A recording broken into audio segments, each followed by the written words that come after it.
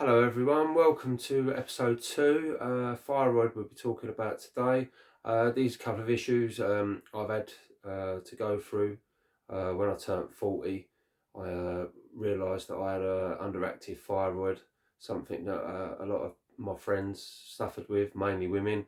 But the thing is, a lot of men, it's quite common in men to get to this certain age, and lots of things cause it. It could be your diet, it could be stress, could be your environment, or it just could be something genetic.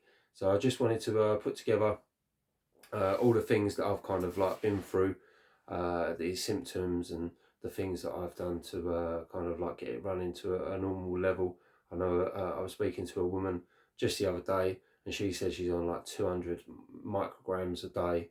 I'm on nothing, nowhere near that, and I think that's all just due to me changing my whole diet, my whole lifestyle, eating and training and stuff. So it is what you put in that you get back out. And the thing is, it's such a common thing. So if you're one of these people that's struggling with underactive thyroid or an overactive thyroid, I've got no experience with the overactive thyroid, but I know a couple of people that kind of like suffer with it, and they've said it's horrible. So, but you can get control of it, and there is medicines to kind of sort it out a little bit, but I believe if you change your food, change your lifestyle, you can sort it out that way as well. So yeah, I'm just going to run through a few things. Obviously, symptoms of underactive thyroid. Number one, tiredness.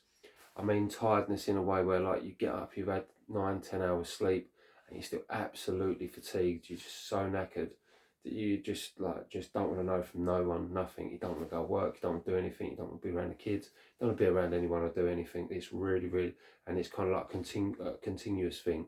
So I used to confuse it with I was working hard and doing a lot of hours and stuff, and I just thought, oh, it was just because I was tired from work.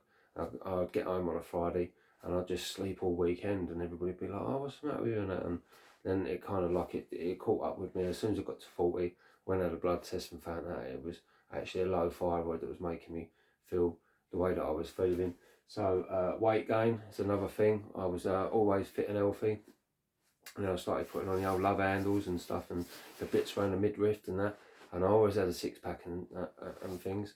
So kind of like that's number two is the weight gain. So if you notice that you're really tired, you kind of irritable, a bit of weight gain, maybe it's the thyroid.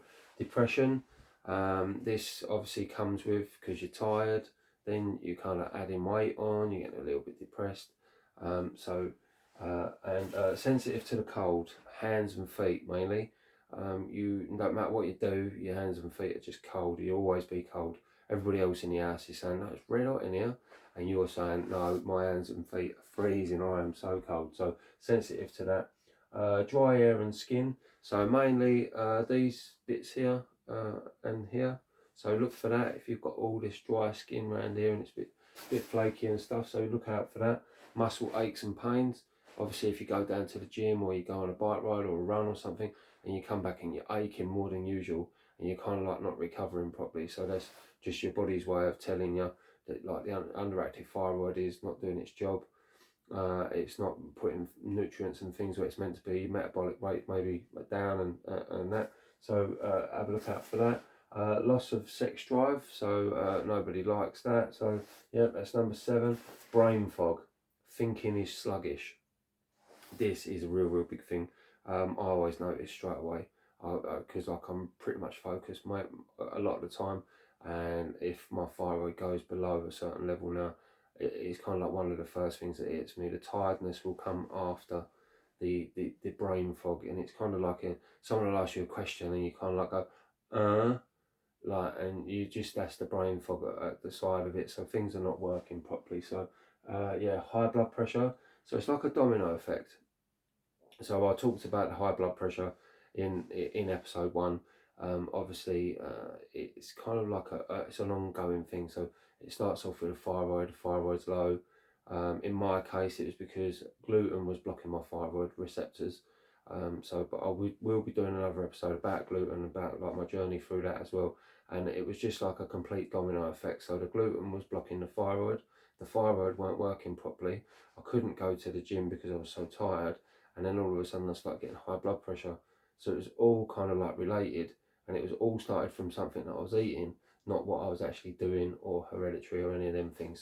So like it's kind of like sometimes you find one problem, and a lot of the time you get these tablets and stuff, and it masks the symptoms, makes you feel better for a while. Then all of a sudden you don't.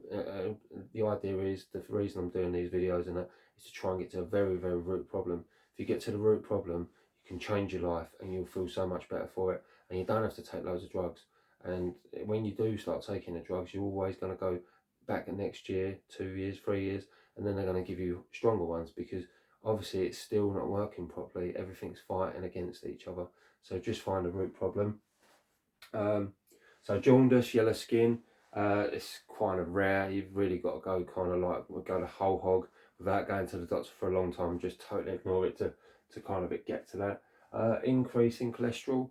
I never got that with mine, so but it is actually a thing. So obviously if you've got high cholesterol and stuff, maybe, and you're tired, and so you put these things together. So like you've got high cholesterol, high blood pressure, bit of depression, weight gain and tiredness. Oh, maybe there is something wrong. Maybe I should go and have a blood test and kind of get it checked out. So it might just be that thing that you can change, that one thing, and everything else will get better. Constipation, obviously that's not good. So a lot of people suffer with bellies and IBS and all these other things, but sometimes it's due to something that you're actually eating. It hasn't got anything to do with your belly. Some people it has, but sometimes it hasn't. Sometimes it is, could just be as simple as you've got a low thyroid and you're constipated. So irregular periods in women. So if it's a bit erratic and you're not kind of like regular all the time, you feel really tired, and you've just got to add all these things together. So, and then increased risk of gallstones. So like I say, it's more of a common thing in women. So I know a few women that's had these things removed, and they moan about being tired and complain and stuff, and say, oh, I'm really, really knackered, and what it is, you're really busy at home, you've got the children, you've got the house, you've got your job, you'll put all these things together, and you just, at the end of the day, you just think, I'm absolutely knackered. And the reason you're knackered is because of all the work you've been doing. But sometimes it's not. Sometimes it should be. You should be able to put all these things together and do all these things and still have a little bit of energy to spend with your husband or your wife at the end of the day, kind of thing. Just not going, I'm going to bed because I'm absolutely knackered. But when you wake up in the morning, absolutely knackered again. So it's really not good. It's sometimes really, really important just to go and get a blood test to find out, and then find out the root problem is. Slow movement of food. So like the constipation thing it's kind of like more food you eat, more it builds up, more constipated you get. So it'll just be slow moving. So the things in your belly are not working properly because your thyroid's not working. So and stomach bloating.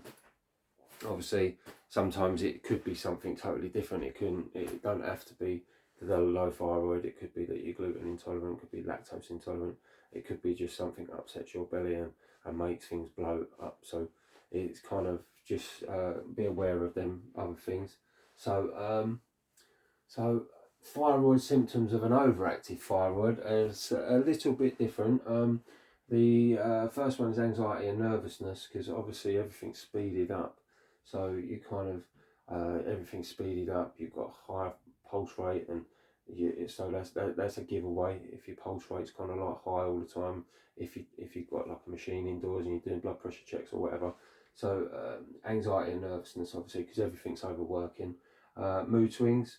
I find that even with underactive, these could be the two things they've got that in common. So the mood swings and the anxiety a little bit. You kind of like worried about, why do I feel so tired, and why am I? But then you kind of like not got the energy to worry as much. So on this, the worry would be higher. So difficulty sleeping, obviously with the underactive thyroid, there's no difficulty in sleeping. You're absolutely knackered, and you do go asleep, and you sleep for a long time, and then you wake up and you're still absolutely knackered. So yeah, difficulty sleeping with the overactive. So there is the tiredness and weakness, but it's in a different way. It's like yawning and that in the afternoon and being absolutely just a bit fatigued and stuff. Sensitivity to the heat, so it's the opposite.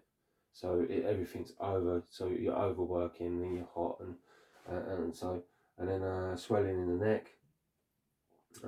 I think this is quite advanced. I think some people do get the swelling in the neck. I've got a friend of mine. He thought it was spicy foods. That was kind of like he was getting a bit of a reaction every time he had spicy foods, but it turned out that he had overactive thyroid. So, so yeah, watch out for that. So swelling in the neck is it's usually like here. You've got like the thyroids here. It's like a butterfly thing right in your above your chest. So it does so many things. It's so important to have a healthy thyroid, and fast heart rate, like I was saying, with the anxiety and stuff. And if you was doing blood pressure checks and stuff, and you had a fast heart rate, that's kind of like an indicator.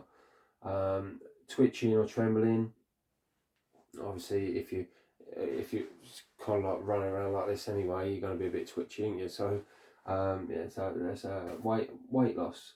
So obviously the opposite side of the coin with the underactive thyroid is weight gain, and then this is burning all your calories off. So you're just eating all this food and you're not putting any weight on.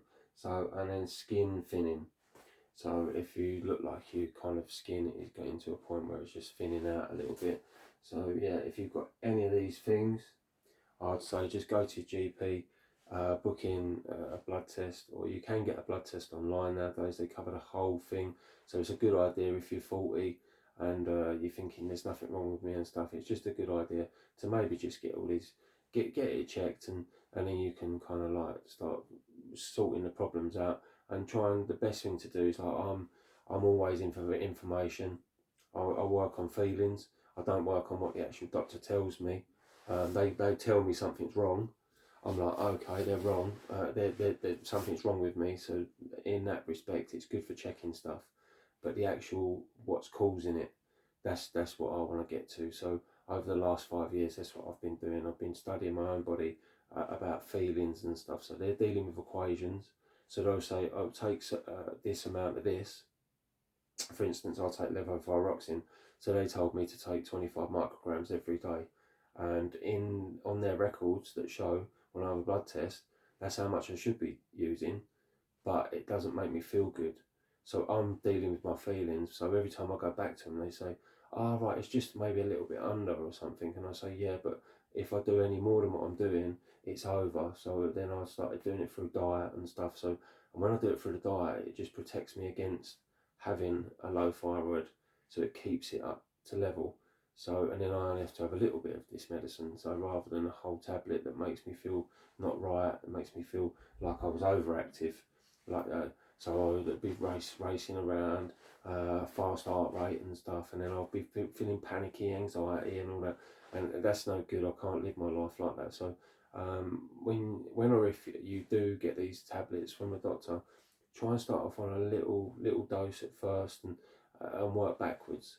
So it's kind of when they say to you take the whole thing, I'll just take half, and then see how I feel. So then after 3 days, when it builds up in your system, by the fourth day you might be kind of like, really, yeah, I'm really like really energized and stuff. But then it might just be too much. So take you over rather than under. Then you start losing all this weight, and then all of a sudden you start worrying about why I'm losing all this weight, and it's even more worry. So it's better just to kind of, and then kind of like work backwards and think, right, what is actually causing the problem I've got? Is it environment? Is it stress?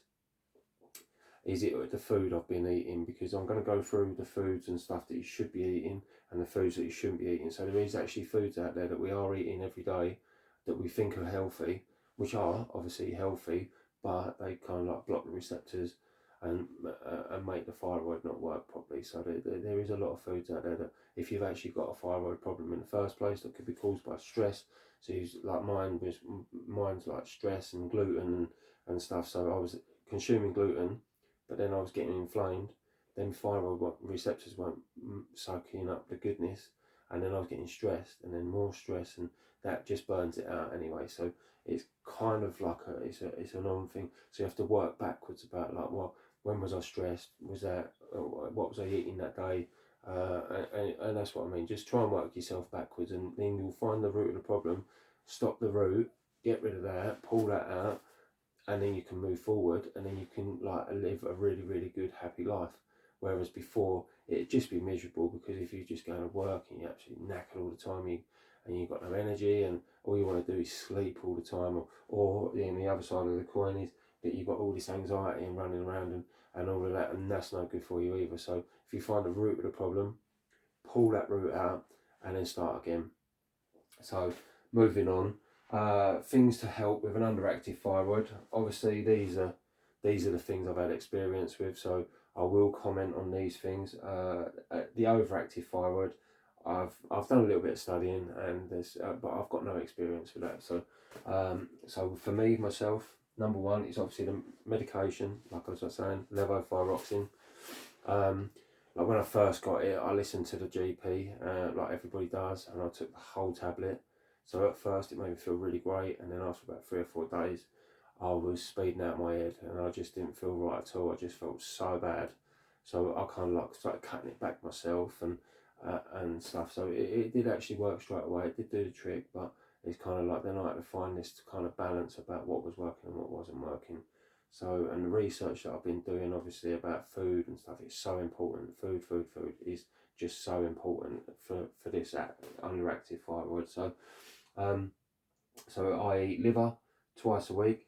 Liver, go and check it out. It's the most nutritious thing, pound for pound, on the planet for a human being. It's got everything your body needs, but like I say, only twice a week, because 300 grams a week. I know people that eat more than that, so you can't overload on the nutrients and stuff in it. But obviously you can.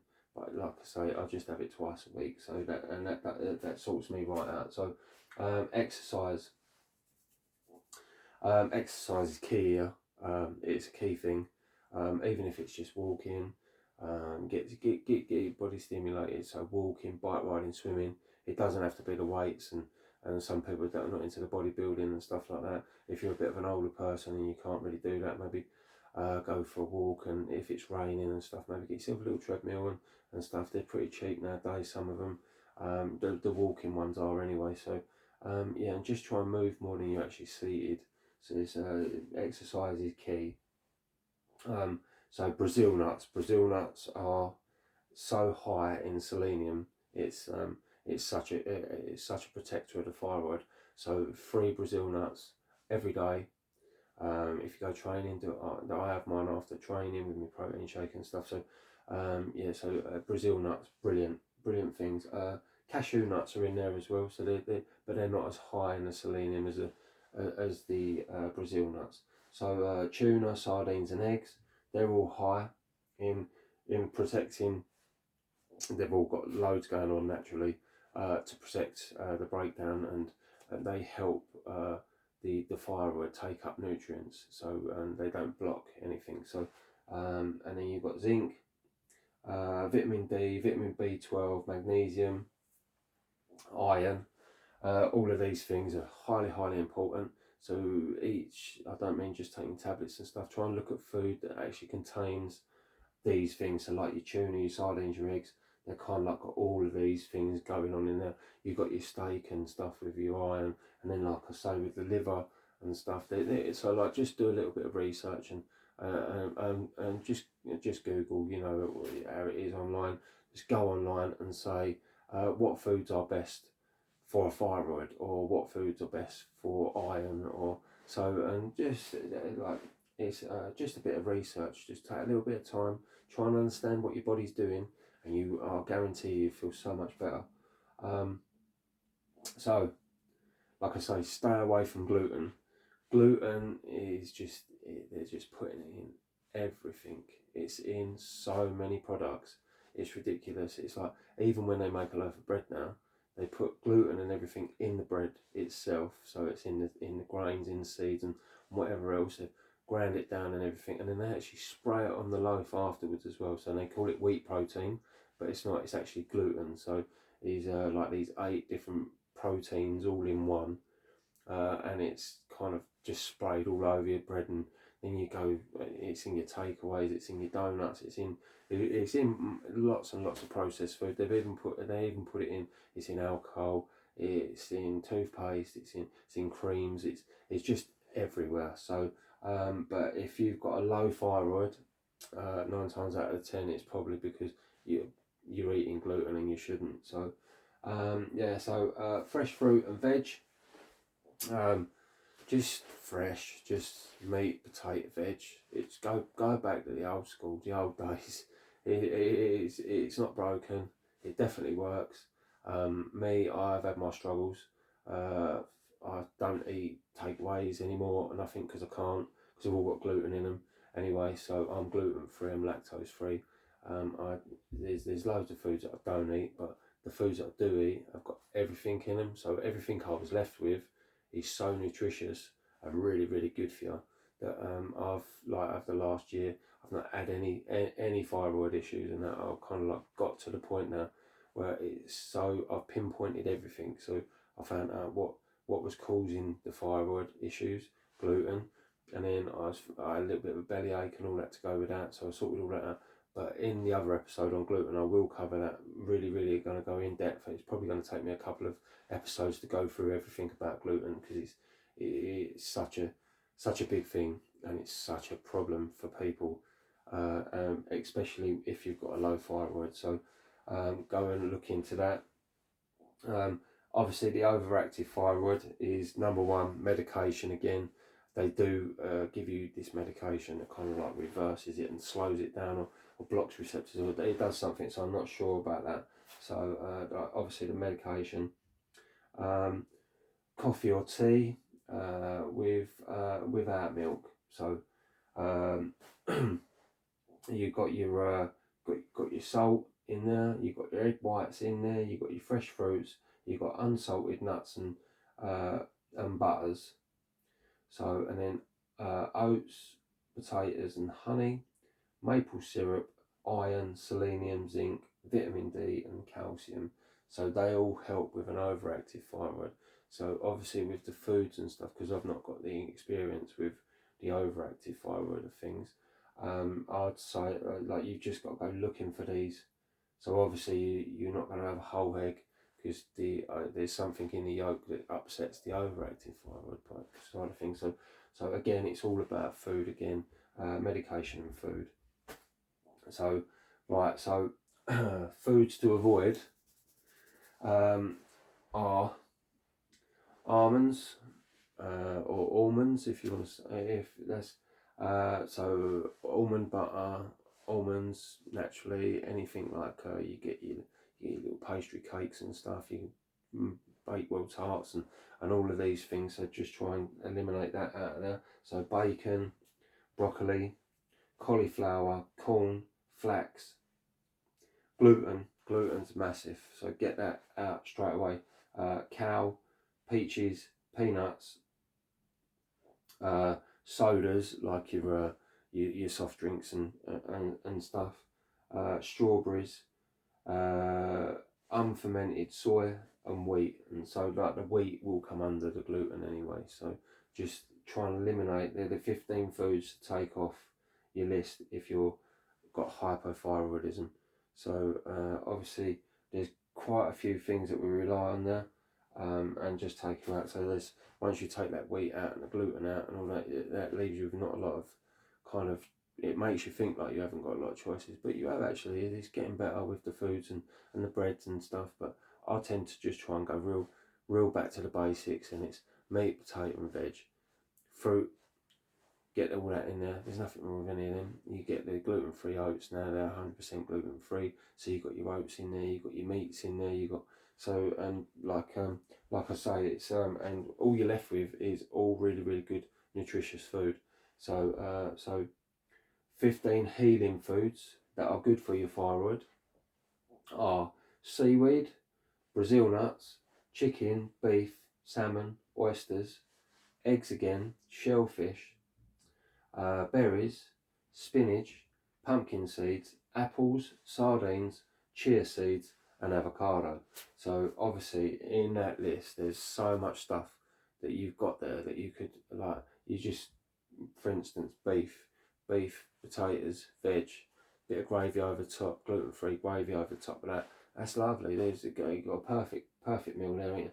Then you've got your salmon, so you can have salmon, yeah, if you're into your rice, over salmon and rice and your veg and stuff. So there are still options out there. So foods to eat for a thyroid patient. So this list is quite it's quite a big list there. It's all online. You could go. So with your vegetables, there's things like beetroots, bell peppers, carrots, celery, cucumber, leeks, mushrooms, peppers, potatoes, squash, pumpkin, tomatoes, zucchini.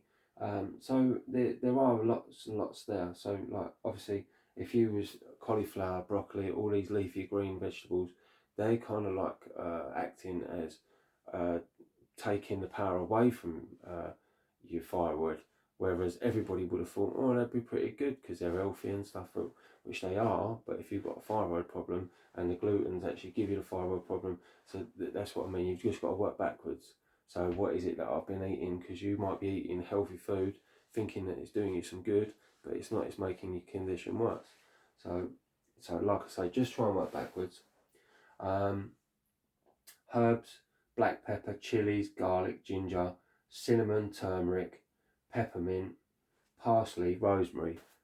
Well, there you go. It's so much stuff there. You can, like, now you've got your meat, you've got your potatoes, you've got your veg, you've got your herbs, liven it all up with.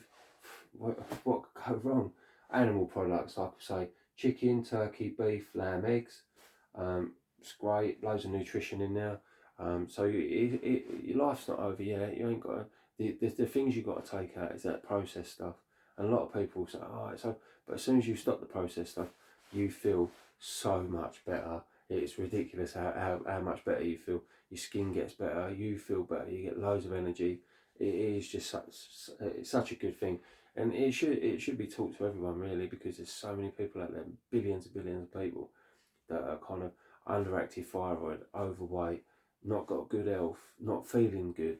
They're not happy. They're just not happy people. It's like, oh, it's life, it's this, it's that, but it's not. It's the food you eat. So fruits. So we've got apples, apricots, bananas, blackberries, blueberries, cherries, cranberries, dates, grapefruit, kiwi, papaya, pineapple, prunes, and raspberries. So it kind of like everything's in there. Um, like I say, oranges are not up there, but I do eat oranges. As long as you're not overdoing it with the oranges, they're not really up there. But I kind of like to put them in because they're so good in vitamin C.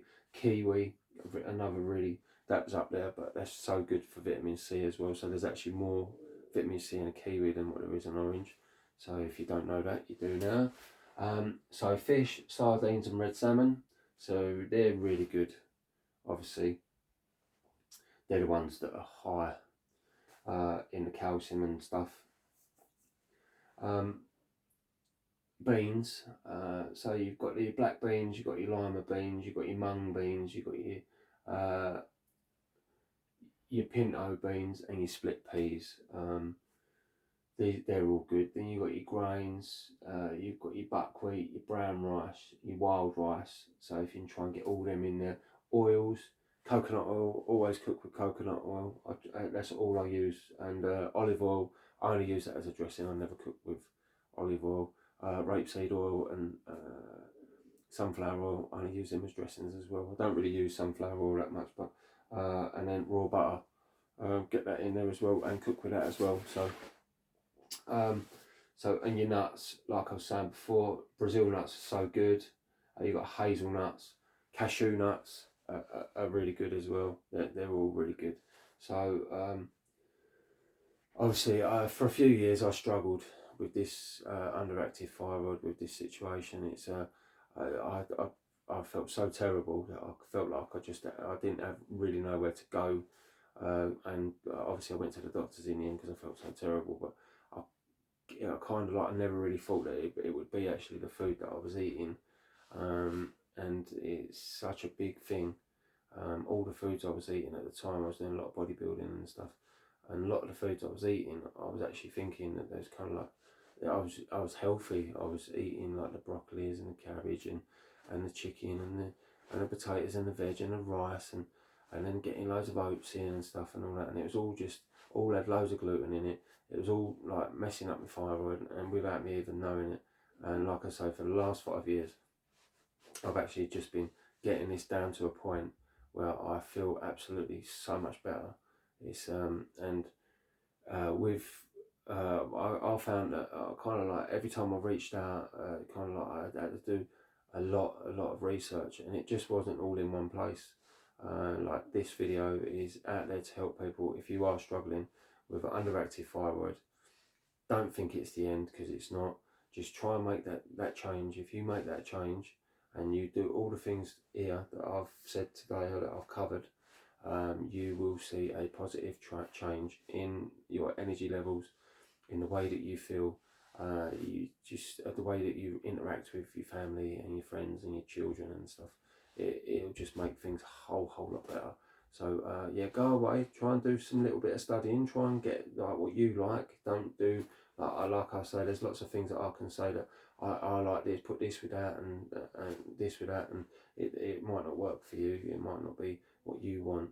What you like, your taste and stuff, has got to be different. So, but there's so much out there. Don't think that your life's over because you've got to stop eating takeaways and processed foods. You can have them every now and then, but if you come away from them and then go back to them and see how they actually make you feel, it's like when you eat food, it's meant to energise you.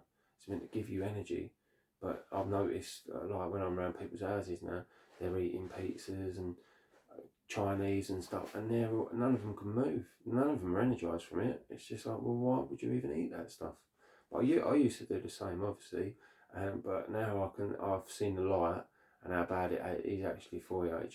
It's no good for you. Like when I eat now, I'm energised. I want to do stuff. I don't just eat a few slices of pizza and say, oh, I can't move. Oh man, I feel terrible. And the next day I feel like I've got an hangover. Like, I ain't even been drinking. Why have I got an hangover? I only had 2 slices of pizza. So if you look at it in that way, just step away from it, find a root problem. Good luck. Honestly, it is a long process. I've found that it kind of like took me a few years to try and eliminate all the foods that weren't agreeing with me and bring me down in energy and stuff. Sometimes it's really good to keep a food and mood diary. Just write every single bit of food down. At the end of the day, assess how you actually feel and be really honest. The key here is being honest with yourself and how you actually feel at the end of that day. And if you're not energized, if your food is not giving you the energy you need, it's the wrong food you're eating. So anyway, everybody, thank you for tuning in.